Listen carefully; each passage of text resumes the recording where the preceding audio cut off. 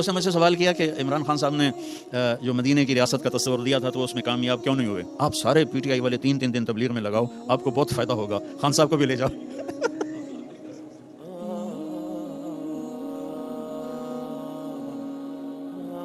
میں یہاں سیاسی طور پر نہیں آیا ہوں، میں اللہ کا پیغام لے کر آیا ہوں، اللہ کی بات سنانے آیا ہوں، اور پوری قوم سے کہتا ہوں کہ اللہ کے واسطے سب مل کے توبہ کرو۔ دیکھو جس قوم میں ظلم پھیل جاتا ہے، جس قوم میں دھوکہ پھیل جاتا ہے، جس قوم میں جھوٹ پھیل جاتا ہے، وہ قوم ذلیل ہو جاتی ہے، چاہے وہ مسلمان ہو چاہے وہ غیر مسلم ہو۔ جس قوم میں انصاف ہوتا ہے، جس قوم میں دیانتداری ہوتی ہے، جس قوم میں سچائی ہوتی ہے، وہ قوم کافر ہے تو دنیا میں عزت پائے گی، ذلیل کبھی نہیں ہوگی، اور اگر مسلمان ہیں تو دنیا کی عزت بھی پائیں گے اور آخرت بھی عزت بھی پائیں گے۔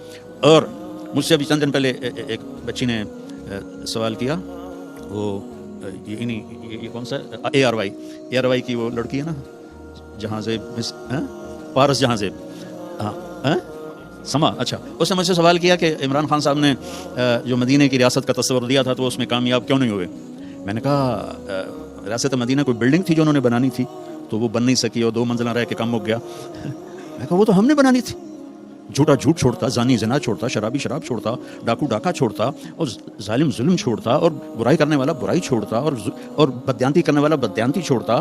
ریاست مدینہ تو ہم نے بنانی تھی، اس نے تو تصور دیا، اور پہلا شخص ہے جس نے یہ تصور دیا کہ ہم مدینے کی طرف لوٹنا چاہتے ہیں۔ لوٹ پیچھے کی طرف ہے گردش ایام، تو ہم پیچھے کی طرف لوٹنا چاہتے ہیں۔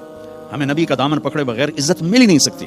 ساری دنیا کے اولیاء کرام وہ کابینہ بن جائیں، اور سارے دنیا کے بڑے بڑے اولیاء صدر وزیر اعظم بن جائیں، اور میری قوم جھوٹ پہ ہو، اور بددیانتی پہ ہو، اور ظلم پہ ہو، اور رشوت پہ ہو، اور زنا پہ ہو، اور شراب پہ ہو، اور جوئے پہ ہو، اور ماں باپ کی نافرمانی پر ہو، اور حقوق مارنے پر ہو، تو اللہ کی قسم یہ بھی ہمارے حالات نہیں بدل سکتے۔ اللہ تعالیٰ، میں نے ایک آیت پڑھی تھی خطبے میں کہ اللہ تعالیٰ نے کہا کہ تمہیں ایک بستی کا حال سناتا ہوں۔ میں یہاں ترجمہ کر دیتا ہوں، اللہ تعالیٰ کہہ رہا ہے کہ میں تمہیں پاکستان کا حال سناتا ہوں۔ ضرب اللہ مثلا قریۃ، میں تمہیں پاکستان کا حال سناتا ہوں۔ کانت آمنۃ مطمئنہ، وہ بڑی تیزی سے اٹھ رہے تھے، بڑے امن میں تھے، بڑے اطمینان میں تھے۔ یاتیھا رزقھا رغدا من کل مکان، میں نے ان کے لیے رزق آسان کر دیا تھا، وہ زمین خزانے اگلتی تھی، آسمان پانی برساتا تھا۔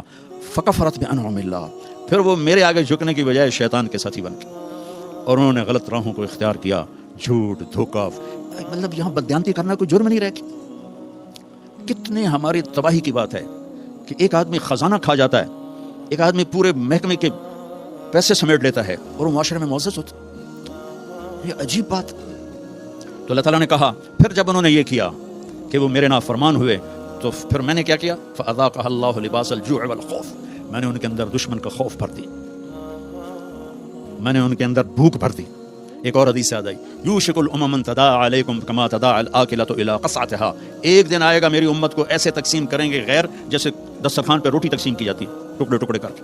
تو صحابہ نے پوچھا اب من قلۃ نحن یومئذ یا رسول اللہ، یا رسول اللہ کیا ہم اس دن تھوڑے ہوں گے؟ ہم نے کہا لا انتم یومئذ کثیر، تم بہت زیادہ ہو گئے، ولکنکم غثاء کا غثاء السیل، تم بارش کے طوفانی پانی کے اوپر جو تنکے تیر رہے ہوتے ہیں، تم ایسے تنکوں کی طرح بے حیثیت اور بے قیمت ہو گئے، اور وَلَا يَقْذِفَنَّ فِي قُلُوبِكُمُ الْوَهْنَ، اور اللہ تمہارے دلوں میں وہن ڈال دے گا۔ تو صحابہ نے پوچھا یا رسول اللہ وہن کیا ہے؟ کہ حب الدنیا وکراہیت الموت، دنیا کے غلام بن جاؤ گے، دنیا کے بندے بن جاؤ گے اور موت سے ڈرنے لگ جاؤ گے۔ بولا موت تو اللہ کی ملاقات ہے۔ ابراہیم علیہ السلام کے پاس اسرائیل آ گئی، چلو جی، تو وہ کہنے لگے بولا کبھی خلیل بھی خلیل کو مارتا ہے؟ تو اسرائیل واپس گئے، کہا جی وہ ابراہیم تو یہ کہہ رہے ہیں، کہا اسے کہو کبھی خلیل بھی خلیل کے ملنے سے رکتا ہے؟ تو انہوں نے کہا جی اوپر سے تو یہی جواب ہے، کہا جلدی کر لے جلے۔ مسلمان کے لیے تو اللہ کی قسم اگر اللہ راضی ہے تو موت سے خوبصورت تحفہ کوئی نہیں، موت سے خوبصورت پیغام کوئی نہیں، اگر اللہ ناراض ہے پھر تباہی ہے۔ عمر بن عبدالعزیز اس تخت پہ بیٹھے جس پہ بنو امیہ کے ظالم حکمران بیٹھے تھے، عبد الملک بن مروان، پھر ولید بن عبد الملک، پھر سلیمان بن عبد الملک، اور چوتھے عمر بن عبدالعزیز۔ عبد الملک ان کے سگے چچا تھے، عمر بن عبدالعزیز اور عبد الملک بھائی تھے، مروان کے بیٹے تھے۔ تو عمر بن عبدالعزیز نے 2.25 سال حکومت کی، اور 3 براعظم میں زکوٰۃ لینے والا کوئی نہ بچا۔ 3 براعظم پہ حکومت تھی، جنوبی فرانس سے لے کر شمالی افریقہ تک اور ملتان تک اس بندے کا جھنڈا لہراتا تھا، اور 3 براعظم میں زکوٰۃ لینے والا کوئی نہ بچا، کہ پہلے خزانہ اپنا سمجھ کے لوٹتے رہے اور انہوں نے خزانے کو امانت سمجھ کے استعمال کیا۔ تو وہ انہوں نے بلایا شام کے قاضی رجا کو، کہنے لگے دیکھو عبد الملک میرے چچا مرا تھا تو میں اس کی قبر میں اترا تھا تو اس کے چہرے کا رنگ کالا سیاہ ہو گیا تھا اور اس کا چہرہ قبلے سے یوں ہو گیا تھا، اور عبد الملک کی یہ جگہ سرخ تھی سیب کی طرح۔ پھر میں نے ولید کو قبر میں اتارا، وہ اس کی کفن کی گرہ کھول کے دیکھا تو اس کا چہرہ ادھر تھا اور کالا سیاہ تھا. پھر میں نے سلیمان کو قبر میں اتارا تو اس کے چہرے کو دیکھا تو کالا سیاہ تھا اور قبلے سے ہٹا ہوا تھا. بلکہ سلیمان کی ڈیڈ باڈی جب قبر کے قریب گئی, ہم قبر میں اتارنے کے لیے کوئی رومال لاتا ہے, کوئی ادھر ادھر حرکت کرتے ہیں تو اس کی باڈی ایسے سے ہلنے لگی. تو اس کے بچوں نے کہا ہمارا ابا زندہ ہے. عمر بن عبدالعزیز نے فرمایا زندہ نہیں, قبر کا عذاب شروع ہو چکا ہے. اور ان تینوں کا جرم کیا تھا؟ ظالم تھے, بددیانت تھے, قومی خزانے کو ذاتی ملک بنا لیا تھا. یہ کیا سمجھتے ہیں حکمران کہ یہ مزے کریں گے؟ ان سب کے ہاتھ ایسے بندے ہوں گے قیامت کے دن. یہ جتنے جج صاحبان ہیں یہ کیا سمجھتے ہیں کہ ہمیں بڑی اعلیٰ پوسٹ ملی ہوئی ہے؟ ان کے قیامت کے دن ہاتھ یہاں بندے ہوئے ہوں گے. پھر اللہ پوچھے گا بتا تجھے جو حکمران بنایا تھا تو نے کیا کیا میرے بندوں کے ساتھ؟ اگر وہ جواب دے سکا تو اس کے ہاتھ چھوڑ دیے جائیں گے, ورنہ انہی بندے ہاتھوں کے ساتھ جہنم میں گر جائے گا. اور قاضی سے اللہ پوچھے گا ہاں کیا فیصلے کیے تھے, کتنے ظلم کے فیصلے کیے تھے, کتنے عدل کے فیصلے کیے تھے.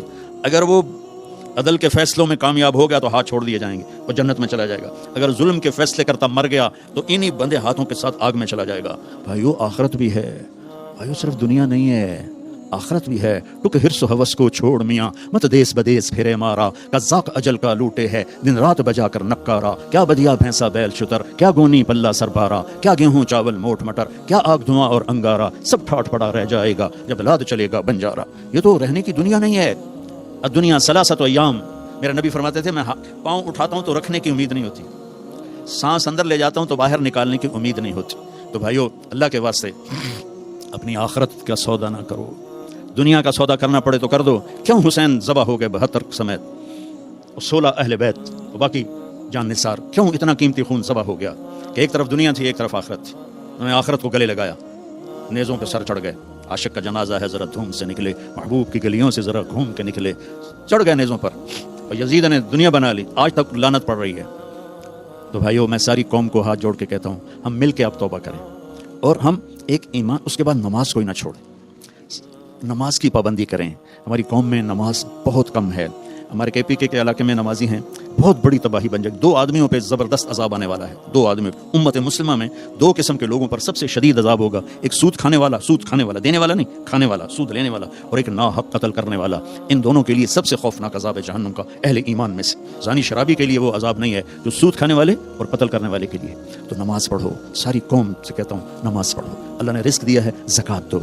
قرآن پڑھو, اللہ کے واسطے قرآن پڑھو, اللہ کے نبی کی سیرت پڑھو, علم حاصل کرو کہ میرا رب مجھ سے کیا چاہتا ہے.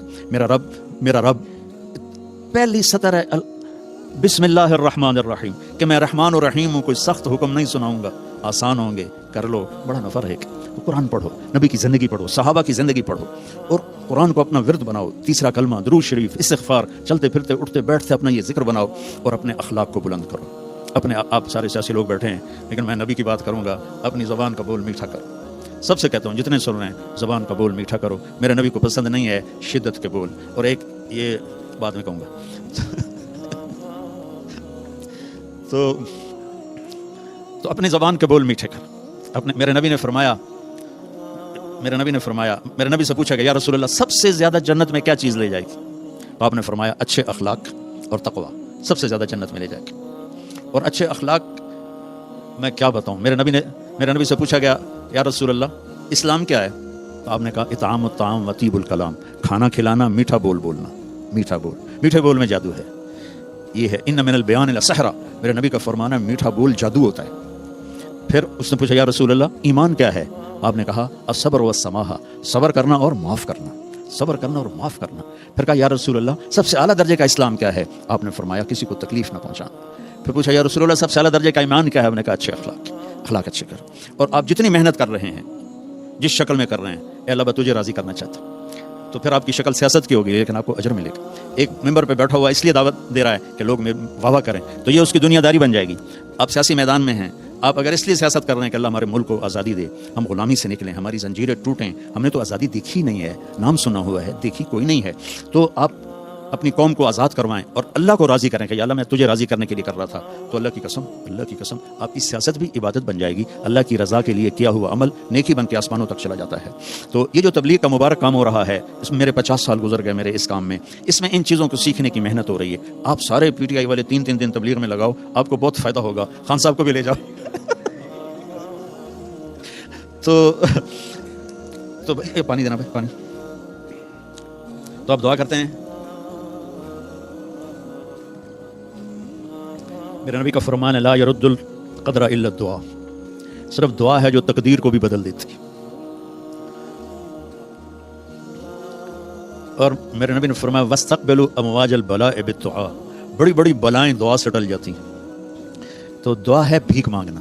ہاں ہم بھیک مانگیں گے پر غیروں سے نہیں، اپنے اللہ سے مانگیں گے، کیونکہ وہاں تو بھیک مانگے تو عزت ہے. دیکھیں ایک آدمی یوں ہاتھ اٹھا رہا ہے تو سب اس کو رشک بھری نظروں سے دیکھتے ہیں کہ بھائی اللہ سے مانگ رہا ہے. اور ایک آدمی چپکے سے آ کے وہ شاہ صاحب کے قریب لگ رہا ہے، سائیں کو پیسے دی لوڑ آئی دے ہوا، تو وہ بھی چپ کر کے کہتا ہے کہ کسی کو پتہ، کسی نے دسیا جائے نہیں جی میرا پردہ رکھا جائے، کسی نے پتہ نہ لگے. تو لوگوں سے مانگنا تو ذلت ہے، اللہ سے مانگنا فخر ہے.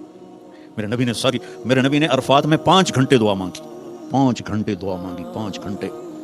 تو ہم اللہ سے مانگیں گے، اس کو دکھڑا سنائیں گے. اور دعا ہے اللہ کو اللہ سے باتیں کرنا، اللہ کو اپنا غم سنانا، اپنا دکھڑا سنانا، پھر اس کو کہنا کہ یہ ہم تیرے در پہ آئے ہیں سارے در چھوڑ کر.